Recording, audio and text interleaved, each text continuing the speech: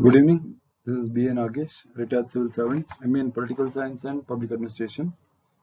Today we do a question on General Studies Paper 2, Transparency and Accountability, E-Governance. So when you see the syllabus of General Studies Paper 2, under Transparency and Accountability, you have the following headings: Right to Information, Citizens Charter, Whistleblower Protection Act. Then you also have the e-governance initiatives. So e-governance initiatives, they're an important component of transparency and accountability. So before we go to the question, we discuss about the measures taken by government to promote transparency and accountability. When I speak of e-governance initiatives, there are a lot of initiatives which have made life for the common man easy, starting from the digital initiatives, then going on to the e-Praman, wherein a pensioner need not visit the bank if he furnishes the pension details on the e-Praman application. So pension gets credit to him without any hassle every month. So government has initiated a lot of e-governance initiatives, starting from, as I told you, for the vulnerable groups, the senior citizens. I spoke of e-Praman. Then there are a host of other e-governance initiatives. Like for agriculture, we have the ENAM, the Model Act for Agriculture. Then you also have a host of other initiatives. We confine our discussion today on Tele law. See the question for discussion. The Tele law initiative is a radical e-governance initiative aimed at making justice a reality for all. Substantiate with reference to the objectives of the program and the features. So here we are examining one important e-governance initiative, Tele law. First we have an introduction on what Tele law is, then we go to the objectives, then we come to the features. Tele law is an initiative of Digital India and Ministry of Justice. It was introduced in 2017 and aims at addressing the issues at pre-litigative stage, connecting the marginalized and the poor with a panel of lawyers, practicing advocates through video conferencing at the Common Service Center at the Gram Panchayat level. So this is a very beautiful initiative taken up by the government to promote e-governance at the grassroots level.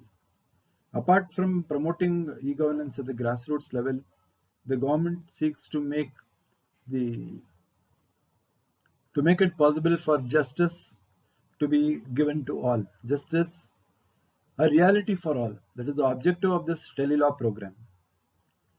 So at the Gram Panchayat level, we have the Common Service Center. Through video conferencing, the marginalized poor can talk to the panel of lawyers, practicing advocates, and discuss their problems. This is at the pre-litigative stage, before the issue goes into litigation. At the pre-litigative stage, so they get the opinion of the advocates on how to go about. So this scheme is mainly intended for the marginalized. For marginalized, again, I refer to the vulnerable groups, that is the SC, the ST, the women, minorities, the differently abled, the senior citizens. So what are the objectives of the e-law program, the Tele law program? The Tele law first objective, to connect the downtrodden vulnerable groups with a panel of lawyers. See, the major problem faced by the vulnerable groups is absence of assistance, absence of legal assistance. Legal assistance is very costly, and what would happen is, once you have a panel of lawyers, you can connect the downtrodden or the vulnerable groups, can connect with them and discuss with the panel the problems faced by them, that is mainly at the pre-litigative stage. This telelaw aims at facilitating early detection of a problem, intervention and prevention of legal problems. So as I said, it's the pre-litigative stage. So at the initial stage itself, before the dispute gets blown out of proportion, this scheme helps in facilitating early detection, intervention, and prevention. These are three objectives of the telelaw program. That is early detection. By this I mean we sense that a problem has arisen. Then you intervene to settle the problem and to see that these things will not recur again. Prevention of legal problems. These are the objectives of telelaw. Now, how is this program carried out? It is carried out by a cadre of frontline volunteers provided by the National Legal Services Authority. Now, the directive principles speak of free legal aid. So, in consonance with the directive principles, we have the National Legal Service Authority at the center, and we have at the state we have a district legal service authority. So the NALSA provides a cadre of volunteers for this purpose, for educating the public. Then another important objective of this program is we have a dedicated pool of lawyers for continuous legal advice and consultation. It is not that when I go for pre-litigative consultation, first time I have one advocate, second time I have somebody else who is not aware. It is not like that. The scheme is, excuse me, the scheme is to have a dedicated pool of lawyers for continued legal advice and consultation. The features of the program. Now, who are entitled to free legal aid under Section 12 of the Legal Services Act? Now the NALSA is implementing the Legal Services Act. So the beneficiaries are women, children, SC and ST. Through the mobile app, the government is trying to perpetrate the services, promote the services in far-flung areas, hilly areas, remote areas. Now, if I want some more information on this telelaw, there is a teleweb portal.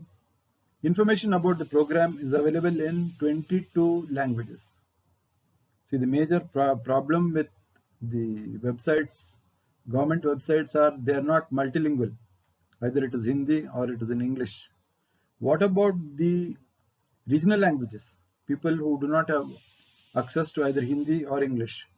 So this is a bold initiative. The Teleweb portal speaks of information about the program in 22 languages. The main reason for introducing the web portal in different languages or provision for so many languages is that people can come to know the program and they can make better use of the program. There is a e-tutorial, information on use of the telelaw mobile application. So how do I use it? There is a e-tutorial. So we have the telelaw mobile app, we have the web portal, and we have a e-tutorial which will give information on the how to use the mobile application. If we see the progress of the scheme, the government has stated that nearly 4.23 lakh cases have been registered in this portal, of which 4 lakhs have been benefited with legal advice. This program is a commendable achievement of the government, though it was started in 2017. It is picking up, and the most important innovative part of the program is we are carrying the legal services at the Gram Panchayat level, thanks to the National Legal Services Authority of India, which has provided a team of dedicated volunteers, frontline volunteers, to spread the information regarding telelaw. As I said earlier, the web portal contains information in 22 languages.